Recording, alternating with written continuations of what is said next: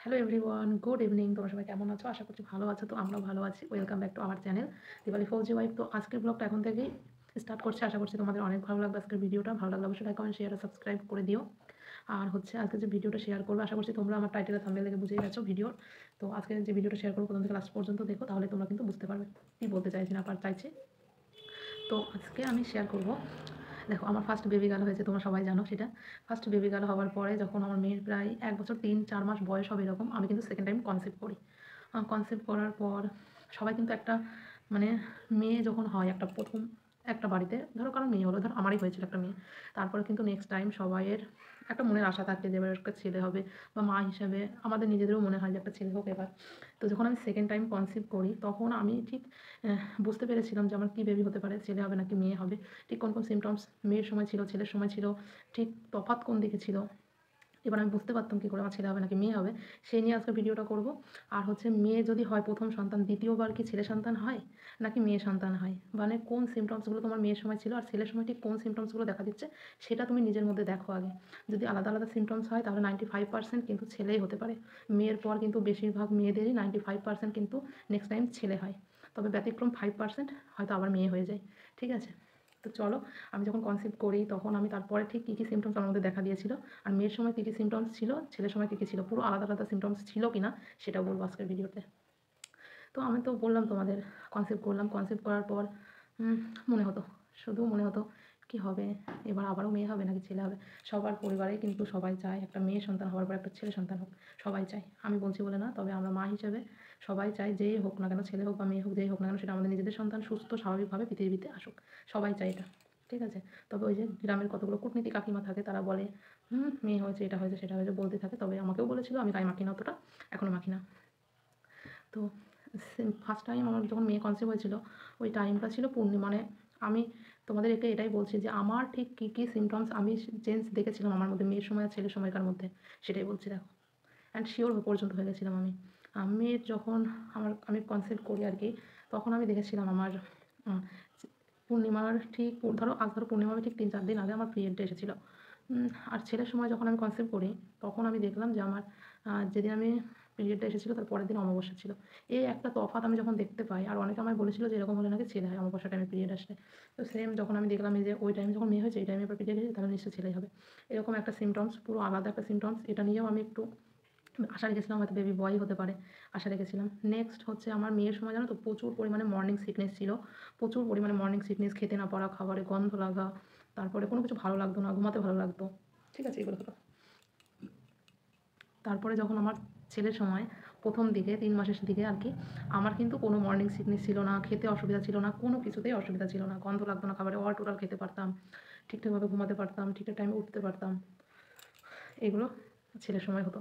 আর মেয়ের সময় তো বললাম প্রচুর খাবারের গন্ধ, ভালো না মানে কোনো কিছু ভালো লাগতো না, খাবার খেতে ইচ্ছে করতো না।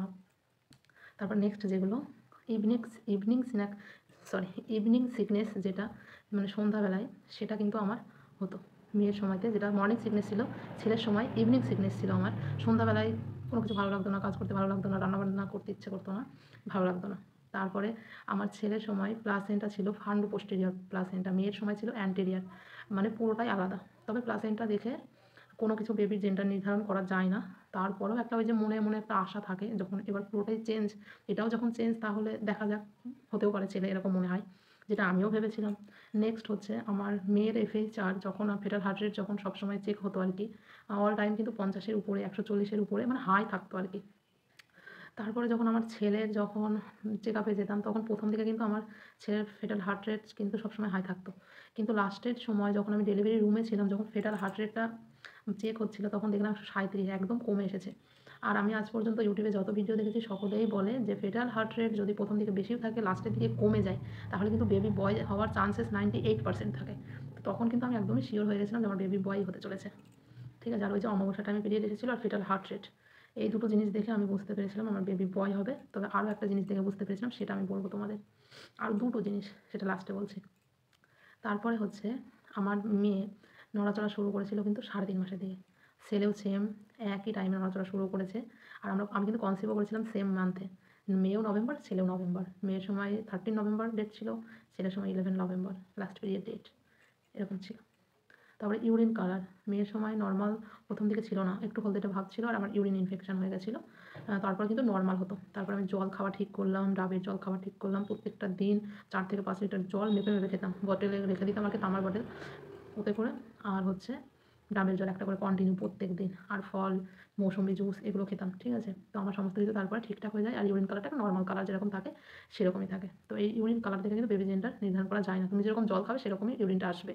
ছেলের সময়ও হালকা একটা ইয়েলো ভাব ছিল, তার কারণ হচ্ছে খুবই কাজের চাপ, মেয়ে ছিল, সমস্ত দিক সামলা থেকে একটু জল খাওয়াটা একটু কম হতো আমার, সেটা আমি নিজেও বুঝতে পারতাম, কম হতো, সামান্য একটু কম হতো, তবে খুব একটা বেশি নয়, তবে খেতাম। তারপরে হচ্ছে আমার স্কিন কালার। স্কিন কালারটা আমার মেয়ের সময় পুরো স্কিনটা গ্লো করতো, চুলগুলো শাইন দিত, খুব সুন্দর হয়ে গেছিলাম, মুখে একটা পিম্পল পর্যন্ত ছিল না, এত সুন্দর হয়ে গেছিলাম, ঠিক আছে। তারপরে ছেলের সময় লক্ষ্য করলাম আমার স্কিনটা ডালনেস হয়ে গেছে, ডাল হয়ে গেছে, এগুলো পুরো কালো কালো, চোখের তলায় কালো, মাঝতে উঠে গেছে, চুলটা সেই কীরকম মতো পাগলির মতো লাগতো, নিজেকে নিজেই চিনতে পারতাম না, এরকম অবস্থা হয়ে গেছিলো আমার, ঠিক আছে। তো আমি এরকম বলে যে মেয়ের মা নাকি সুন্দরী হয়ে যায়, ছেলের মা নাকি বান্দরী হয়ে যায়। তো আমি নিজেকে যেটা দেখলাম, মেয়ের সময় সুন্দরী হয়ে গেছিলাম, ছেলের সময় যখন খারাপ হয়ে গেছি, গলার এগুলো কালো হয়ে গেছিলো, তখন আমি বুঝলাম তাহলে কিন্তু আমার বেবি বয় হতে চলেছে এবার। তারপর নেক্সট হচ্ছে আমার বেবি বাম্প শেপ, যেটা দেখে আমি বুঝতে পেরেছিলাম মেয়ের সময় এই পুরো কোমর জুড়ে, এগুলো জুড়ে পুরো আমার বেবি বাম্প হয়েছিল। ছেলের সময় দেখলাম এখান থেকে এসে নিচের দিকে গিয়ে ঝোলানো টাইপ একটা বেবি বাম্প হয়েছে। তখন আমি বুঝলাম যে এরকম বেবি বাম্প, ইউটিউবেও কিন্তু অনেক সার্চ করেছি, তো দেখলাম যে এরকম বেবি বাম্প হয়েছে। তো তখন আমি ভাবলাম যে হয়তো আমার এবার বেবি বয় হতে পারে। তারপরে নড়াচড়া যেটা, সেটা কিন্তু আমার মেয়ে নড়াচড়া করতো, সবসময় মুভমেন্টটা উপরের দিকে করতো, লেফট সাইডে মানে বাঁ সাইডে সবসময় উপরের দিকে নড়াচড়া করতো। ছেলে দেখলাম রাইট সাইডে বেশি নড়াচড়া করছে, মানে বাঁ সাইডে করতো কম করতো, তবে রাইট সাইডে বেশি নড়াচড়া করতো, নিচের দিকে একদম নিচের দিকে, নাভির একদম নিচে নড়াচড়াটা করতো অল টাইম, ঠিক আছে। তারপরে বলি খেতে ইচ্ছে কোনটা করতো। মেয়ের সময় ঝালটা আমি আগাগোড়াই পছন্দ করি, ঠিক আছে। তার মধ্যেও মিষ্টির প্রতি একটা টান, প্রচুর পরিমাণে মিষ্টির প্রতি একটা টান আসতো, মিষ্টিটা প্রচুর ভালো লাগতো। আর ছেলের সময় মিষ্টি দেখলে খেতে ইচ্ছা করতো না, মানে একটু ভালো লাগতো না, মিষ্টির প্রতি কোনো ইচ্ছাই ছিল না, শুধু ঝাল খাবো। টকটার প্রতি মানে প্রচুর পরিমাণে নেশা ছিল, টক আমের চাটনিটা প্রচুর খেয়েছি ছেলের সময়তে, ঠিক আছে। তারপরে হচ্ছে লিনিয়ানিকটা, যেটা আমার মেয়ের সময় এই নিচ থেকে নাভি পর্যন্ত এসেছিলো, সোজা এসেছিলো, তবে হালকা একটা কালার এসেছিলো। ছেলের সময় দেখলাম নিচ থেকে বুক পর্যন্ত একটা হালকা কালার সোজা এসেছে, ঠিক আছে, পুরোটাই আলাদা, পুরোটাই আলাদা, মানে প্রথম থেকে একদম উপর পর্যন্ত চলে এসেছিলো, সোজা এসেছিলো, হালকা একটা কালার, ঠিক আছে। এটা দেখেও কিন্তু বোঝাতে যায় যে বেবি বয় হতে চলেছে, ঠিক আছে। তারপরে হচ্ছে তুমি যদি প্রেগনেন্সিতে খুব বেশি ওয়েট গেইন করো, যেমন আমার মেয়ের সময় আমি 25 কিলো পর্যন্ত ওয়েট গেইন করেছিলাম, খুবই মোটা হয়ে গেছিলাম, আমি খুব হেলদি খাবার খেতাম, সমস্ত ফার্স্ট প্রেগনেন্সি সবাই কিন্তু একটু যত্নশীল হয়ে ওঠে, মানে ফার্স্ট প্রথম প্রেগনেন্সির ক্ষেত্রে, যেটা আমিও ছিলাম। প্রথমবার প্রচুর খাওয়া দাওয়া করেছি, ঠিকঠাক টাইমে খেতাম সমস্ত কিছু, যার জন্য ওয়েটটা বেশি হয়ে গেছিলো। আর অনেকে বলে মায়ের মানে পেটে যদি মেয়ে সন্তান থাকে সেই মেয়ে কিন্তু ওয়েট গেইন বেশি করে। আমার মনে হয় তুমি যদি ঠিকঠাকভাবে খাওয়া দাওয়া করো, বেশি বেশি করে ওয়েট গেইন তুমি এমনি করে নেবে, ঠিক আছে। ছেলের সময় যেমন কাজকর্ম ছিল, মেয়েকে সামলানো ছিল, সমস্ত কিছু ছিল, পুরো 8 মান্থের লাস্টে আমার ছেলে হয়েছে, তো আমি 10 কিলোর মতো ওয়েট গেইন করেছিলাম।